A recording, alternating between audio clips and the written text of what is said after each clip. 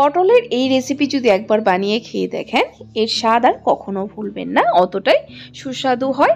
এখন যেহেতু পটলের সিজন, অবশ্যই এই রেসিপিটি ট্রাই করতে পারেন। তো কিভাবে বানিয়েছি চলুন রেসিপিটি শুরু করা যাক।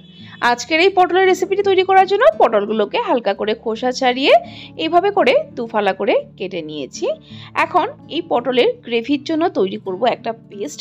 এখানে নিয়ে নিলাম 10-12টার মতো কাজু, তার সাথে নিয়ে নিলাম 3 টিস্পুন পরিমাণের মতো পোস্ত, আর নিয়ে নিব 3টে লাল লঙ্কা, বা আপনারা চাইলে শুকনো লঙ্কা ইউজ করতে পারেন বা কাঁচা লঙ্কা ইউজ করতে পারেন। আর নিয়ে নিলাম 1 ইঞ্চির মতো আদা, তার সাথে দুধ মিলিয়ে একটা পেস্ট তৈরি করে নেব। তো চলুন এখন রান্নাটা শুরু করা যাক। তার জন্য এখানে কড়াই একটা গরম করে নিয়েছি, এর মধ্যে নিয়ে নিলাম সাদা তেল বেশ কিছুটা, কারণ এখানে পটলটা ভাজতে হবে। তেল গরম হয়ে গেলে এর মধ্যে পটলগুলো ছেড়ে দেব।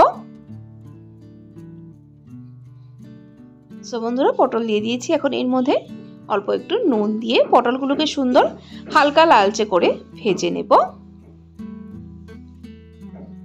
সো দেখুন বন্ধুরা, পটল ভেজে নেওয়া হয়ে গেছে। এখন আলাদা পাত্রে তুলে রেখে নেব। পটল তুলে নিয়েছি। এখন এখানে অনেকটা তেল আছে, এতগুলো তেল লাগবে না, গ্রেভির জন্য তেল কমিয়ে নেব। তেল কমিয়ে নিয়ে এর মধ্যে 1 টেবিল স্পুন পরিমাণের মতো ঘি অ্যাড করে দেব। তারপর দেব কিছু গোটা গরম মশলা। এখানে আমি দিলাম লং, দালচিনি, ইলাইচি। গরম মশলাটাকে ভালো করে ভেজে 10 থেকে 15 সেকেন্ড সময় নিয়ে তারপর এর মধ্যে যে পেস্ট করে রেখেছিলাম কাজু, পোস্ত এবং লঙ্কাটা, সেটা দিয়ে দিব। একটু মিক্সিং জারটা ধুয়ে জল অ্যাড করে দেব। তারপর নেড়েচেড়ে মিক্স করে নেব। তারপর এর মধ্যে অ্যাড করব কিছু গুঁড়ো মশলা। এখানে অ্যাড করলাম 1 টিস্পুন পরিমাণ হলুদ গুঁড়ো, 1 টিস্পুন পরিমাণ জিরে গুঁড়ো, 1 টিস্পুন পরিমাণ ধনে গুঁড়ো, আর অ্যাড করলাম 1 টিস্পুন পরিমাণ কাশ্মীরি লঙ্কা গুঁড়ো, সুন্দর একটা কালারের জন্য। এখন গুঁড়ো মশলাটা দেওয়ার পর খুব ভালো করে কষিয়ে নেব যতক্ষণ না এর তেল আলাদা হয়ে যাচ্ছে। সো দেখুন বন্ধুরা, খুব ভালো করে কষিয়ে নিয়েছি মশলাটা। এখন এর মধ্যে অ্যাড করে দেব ভেজে রাখা পটলগুলোকে দিয়ে ভালো করে মশলার সাথে 1 থেকে 1.5 মিনিট সময় নিয়ে কষিয়ে নেব। সো দেখুন বন্ধুরা, খুব ভালো করে কষিয়ে নিয়েছি। এখন এর মধ্যে গ্রেভির জন্য অ্যাড করব দুধ।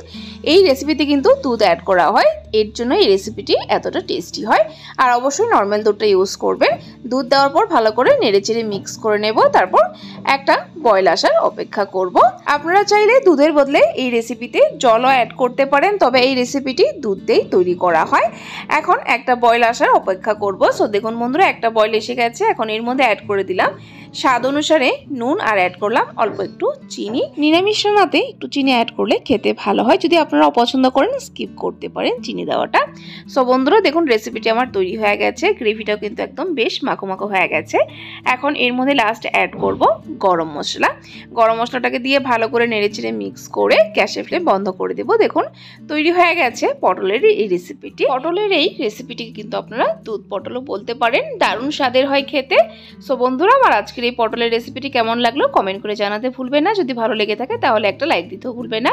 আরও এরকম নিত্য নতুন নিরামিষ রেসিপির আপডেট পাওয়ার জন্য আমার চ্যানেলটাকে সাবস্ক্রাইব করে দিবেন। সাবস্ক্রাইব করে পাশে থাকা বেল আইকনটা ক্লিক করে অল করে দেবেন, তাহলে আমার চ্যানেলে যখনই কোনো নতুন রেসিপি আসবে নোটিফিকেশন আপনাদের কাছে পৌঁছে যাবে।